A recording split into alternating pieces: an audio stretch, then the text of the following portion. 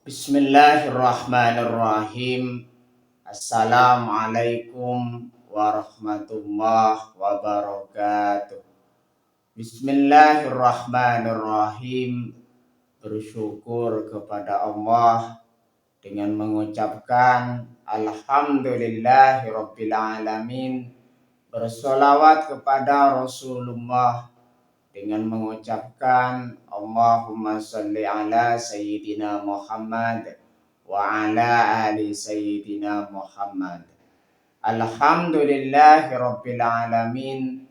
Kita masih dipertemukan kembali oleh Allah Subhanahu wa taala di dalam sosial media, dan media merupakan wadah tempat bagi kita untuk kita bisa menjalin tali silaturahim, membangun ukhuwah Islamiyah yang semakin kuat kokoh ke depannya.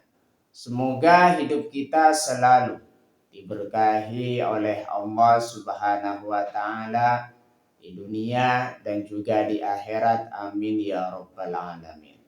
Para sahabat-sahabat saya yang saya hormati, yang saya juga ta'zimi, pada kesempatan kali ini topik yang akan saya bahas yaitu tentang cara supaya tidak malas dalam beribadah kepada Allah Subhanahu wa taala. Jadi pembahasan kita pada kesempatan kali ini ialah cara supaya tidak malas beribadah kepada Allah Subhanahu wa taala. Jadi ibadah itu sangat wajib kita lakukan jikalau ibadah itu diwajibkan bagi kita. Makanya di situ ada dua macam ibadah. Yang pertama di situ ibadah mahdah, seperti ibadah sholat, puasa, dan juga zakat bagi orang yang mampu dan juga mencapai haul. Dan juga haji bagi yang mampu jikalau mencapai haul. Dan juga yang kedua di situ ada ibadah ghairu mahdah. Suatu aktivitas yang senantiasa ingin mendekatkan diri kepada Allah Subhanahu wa taala. Salah satu contohnya misalkan di situ dengan bersedekah. Makanya di situ termasuk kepada ibadah ghairu mahdah. Kembali kepada pembahasan kita, yaitu cara supaya tidak bermalas-malasan dalam beribadah kepada Allah Subhanahu wa taala. Berikut adalah rincian solusi mengatasi malas beribadah. Yang pertama di situ berdoa dan memohon pertolongan kepada Allah Subhanahu wa taala. Itulah pentingnya kita berdoa. Makanya di situ sebelum kita melakukan aktivitas, kita senantiasa berdoa dulu kepada Allah Subhanahu wa taala, meminta pertolongan kepada Allah Subhanahu wa taala, dan agar supaya kita tidak bermalas-malasan di dalam beribadah kepada Allah Subhanahu wa taala. Rutin memohon pertolongan kepada Allah Subhanahu wa taala agar dihilangkan rasa malas dan diberikan semangat. Makanya di situ salah satu contohnya kita mungkin ada sebagian yang masih senantiasa lalai di dalam sholatnya. Kalau sudah waktunya dan kita sempat untuk melaksanakan ibadah sholat, kita senantiasa melaksanakan langsung ibadah sholat. Atau melaksanakan sesegera mungkin di saat itu. Makanya di situ kita senantiasa meminta kepada Allah Subhanahu wa taala agar dihilangkan rasa malas di dalam beribadah kepada Allah Subhanahu wa taala. Yang nomor dua di situ solusi mengatasi malas beribadah kepada Allah Subhanahu wa taala. Yang nomor dua, memaksa diri dan memulai dari yang ringan. Paksa diri untuk memulai ibadah meskipun berat. Jadi di situ ada kata-kata istilah terbiasa maka menjadi bisa. Kita senantiasa membiasakan diri, memaksakan diri untuk hal-hal kebaikan agar supaya kita senantiasa hilang rasa malas kita untuk beribadah kepada Allah Subhanahu wa taala. Makanya di situ jagalah keistiqomahan kita di dalam beribadah kepada Allah Subhanahu wa taala. Mungkin di situ pada awalnya mungkin terasa berat. Nantinya kalau sudah terbiasa beribadah, dipaksa untuk menghilangkan rasa malas tersebut, di situ makanya di situ akan menjadi bisa dan menjadi ringan setiap ibadah kita. Terasa ringan ibadah kita kalau sudah terbiasa kita lakukan. Makanya di situ memaksa diri dan memulai dari yang ringan. Paksa diri untuk memulai ibadah meskipun berat. Karena kebiasaan akan terbentuk dari paksaan. Baik sekali jikalau misalkan kita paksa diri kita untuk kebaikan. Makanya di situ orang yang melaksanakan kebaikan, khususnya di sini ibadah, di situ ada cobaan. Salah satu contohnya di situ rasa malas. Rasa malas terkadang menghampiri kita untuk kita senantiasa mengingat kepada Allah Subhanahu wa taala atau beribadah kepada Allah Subhanahu wa taala. Makanya di situ kita memaksakan diri agar supaya terbiasa senantiasa sesegera beribadah kepada Allah Subhanahu wa taala. Mulailah dari ibadah yang ringan dan konsisten istiqomah. Salah satu contohnya misalkan kita senantiasa ingin mengamalkan zikir. Makanya di situ mulailah dari yang ringan-ringan dulu. Seperti kelipatan zikir 100 di dalam sehari. Membaca istighfar 100 di dalam sehari. Kalau misalkan di situ istiqomah setiap hari itu lebih baik. Makanya di situ al-istiqomatu khairum min alfi karamah. Istiqomah itu lebih baik dari 1000 karamah. Makanya di situ setiap usaha, setiap doa, setiap usaha dan juga tawakal kita senantiasa dibungkus lagi dengan istiqomah supaya kita berhasil dan mendapat ridha Allah Subhanahu wa taala. Makanya di situ kita senantiasa memaksakan diri melakukan hal-hal yang positif yang terkadang di situ terdapat ujian di dalam menghadapinya, yaitu rasa malas. Solusi mengatasi malas beribadah yang nomor 3 di situ mencari lingkungan yang positif. Sahabat soleh. Artinya di situ kawan kita juga bisa berpengaruh terhadap perilaku kita. Kalau kita bergaul dengan orang yang baik di situ, kita akan ikut baik. Karena kita berkelompok atau bergaul dengan orang yang soleh, yang senantiasa taat dan patuh kepada Allah Subhanahu wa taala. Jikalau bergaul dengan orang yang tidak soleh, khawatir nanti itu akan ikut menjadi tidak baik perilakunya. Makanya di situ ketika kita bergaul dengan orang yang soleh, yang selalu istiqomah ibadah kepada Allah Subhanahu wa taala, selalu menyegerakan diri ketika beribadah kepada Allah Subhanahu wa taala, kita senantiasa akan ikut perilaku mereka untuk menyegerakan beribadah kepada Allah Subhanahu wa Ta'ala.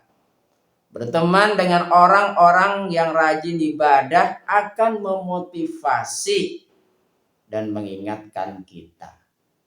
Artinya di situ ketika kita bergaul dengan orang soleh tersebut di situ menyegerakan ibadah kepada Allah Subhanahu wa Ta'ala, itu bisa memberikan motivasi kepada kita untuk melaksanakan ibadah sesegera mungkin.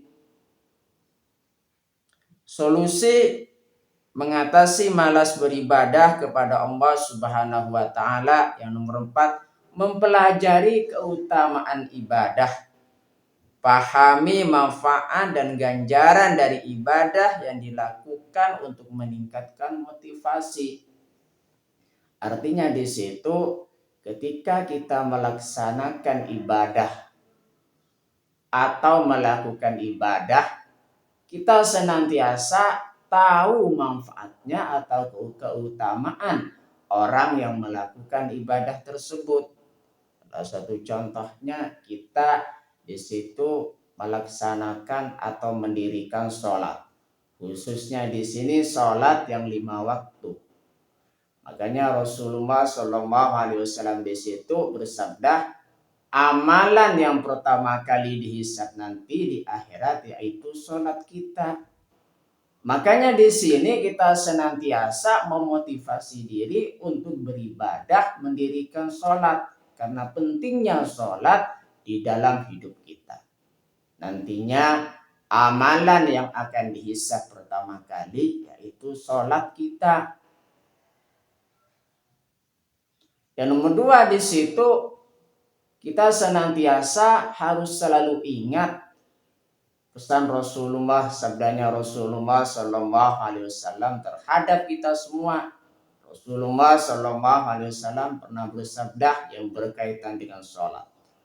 Orang yang melaksanakan sholat 5 waktu di situ ibarat orang yang mandi di air sungai yang tawar 5 kali sehari.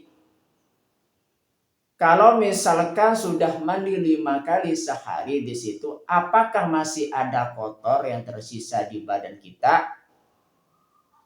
Itulah keutamaan orang yang sholat. Sholat bisa membersihkan dosa-dosa kita.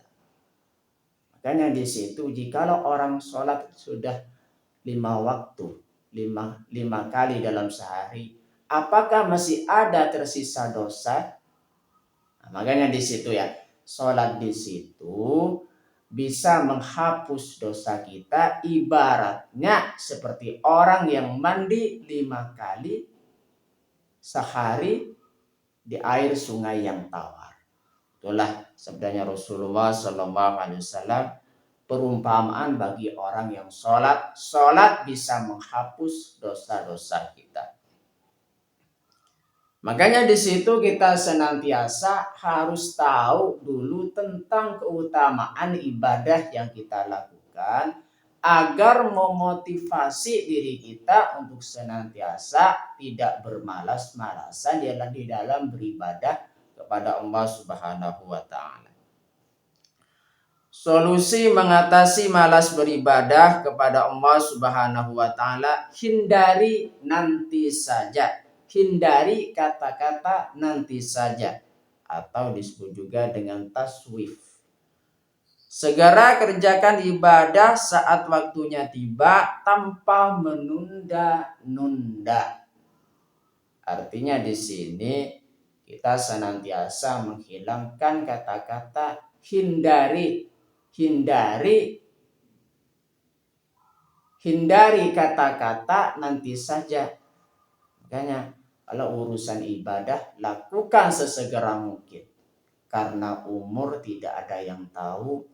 Makanya di situ kalau misalkan sudah kita sampai kepada waktunya melaksanakan ibadah, khususnya di sini hal-hal yang wajib kerjakan sesegera mungkin. Karena umur tidak ada yang tahu.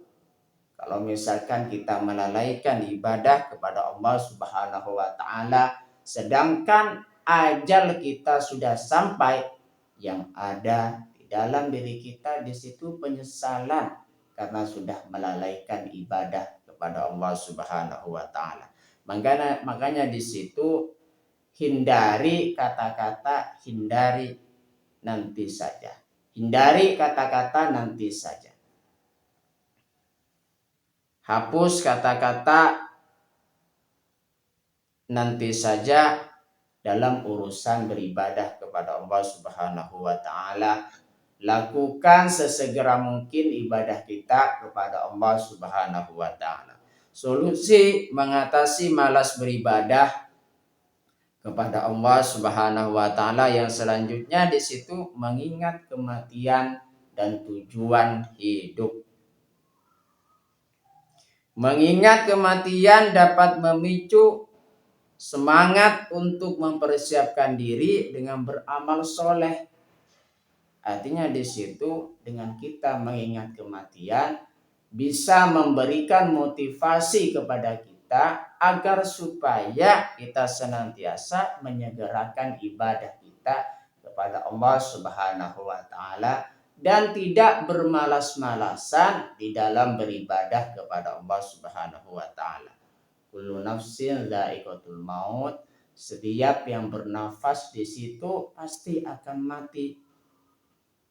Makanya di situ kita senantiasa sebelum ajal kita menjemput, sebelum waktunya datang kematian kita senantiasa menyegerakan ibadah dan selalu mengingat tujuan hidup kita.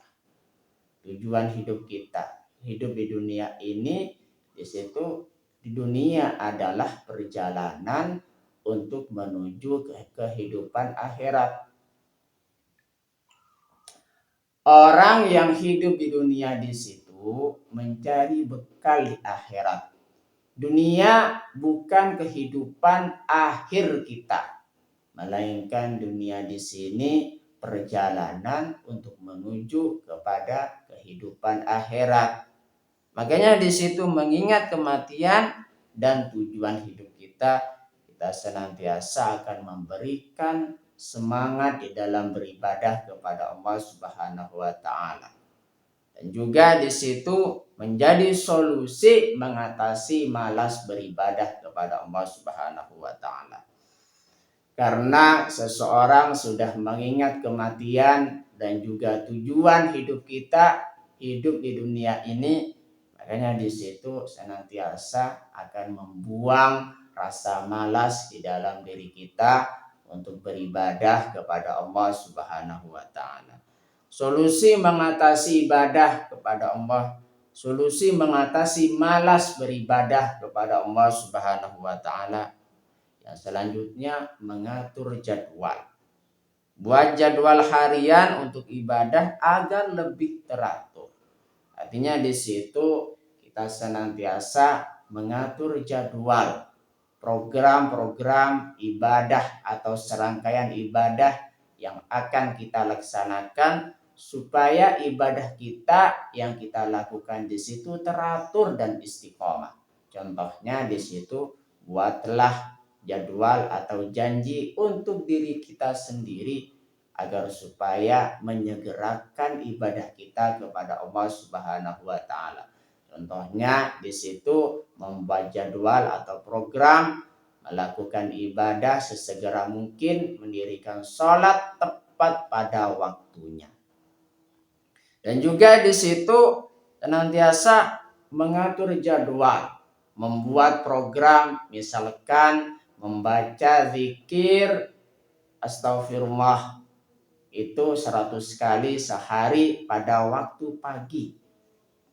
Makanya di situ itu bagus. Itu bagian dari program. Atau kita senantiasa membaca sholawat istiqomah pada awal pagi 100 kali. Itu juga baik. Artinya di situ buatlah program untuk diri kita agar supaya semakin baik dalam beribadah kepada Allah Subhanahu wa taala. Sekarang kita akan belajar tentang doa agar tidak malas sholat. Doanya di situ, Allahumma a'inni ala dzikrika wa syukrika wa husni ibadati. Artinya, ya Allah, tolonglah aku dalam berzikir, bersyukur, dan beribadah yang baik padamu. Itu doa yang kita panjatkan kepada Allah Subhanahu wa Ta'ala, supaya kita senantiasa hilang rasa malas ibadah kita kepada Allah Subhanahu wa Ta'ala. Rasa malas di situ di dalam beribadah kepada Allah Subhanahu wa Ta'ala harus kita hilangkan. Rasa malasnya harus kita hilangkan di dalam diri kita.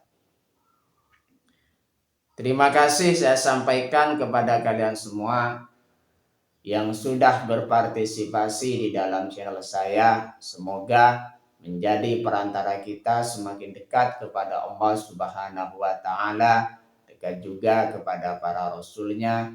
Dan sebelum saya tutup, mari kita ngirim Fatihah dulu kepada baginda Rasulullah Sallallahu Alaihi Wasallam, ila hadratin Nabil Mustafa Muhammadin Sallallahu Alaihi Wasallam wa ala alihi wa ashabihi wa azwajihi wa dzurriyyatihi wa ahli baitihi wa liman dakhala fi baitihi ajma'in kullu syai'in la ilahumul Fatihah. A'udzu billahi minasyaitonir rajim. Bismillahirrahmanirrahim. Alhamdulillahi rabbil alamin arrahmanir rahim maliki yaumiddin. Iyyaka na'budu wa iyyaka nasta'in ihdinas siratal mustaqim. Siratal ladzina an'amta 'alaihim ghairil maghdubi 'alaihim waladdallin. Fatihah yang selanjutnya, mari kita ngirim Fatihah kepada kedua orang tua kita semuanya, guru-guru kita semuanya, kaum muslimin muslimat, mukminin mukminat, semoga diteguhkan Islam dan juga iman kita oleh Allah Subhanahu wa Ta'ala, dan kita berdoa supaya kita semakin dekat kepada Allah Subhanahu wa Ta'ala, dekat juga kepada para rasulnya.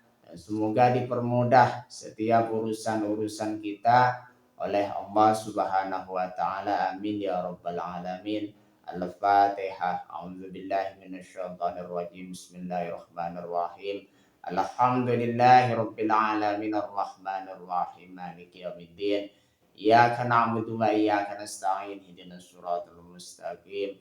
Siratal ladzina an'amta 'alaihim ghairil maghdubi 'alaihim waladdallin. Terima kasih. Assalamualaikum warahmatullahi wabarakatuh.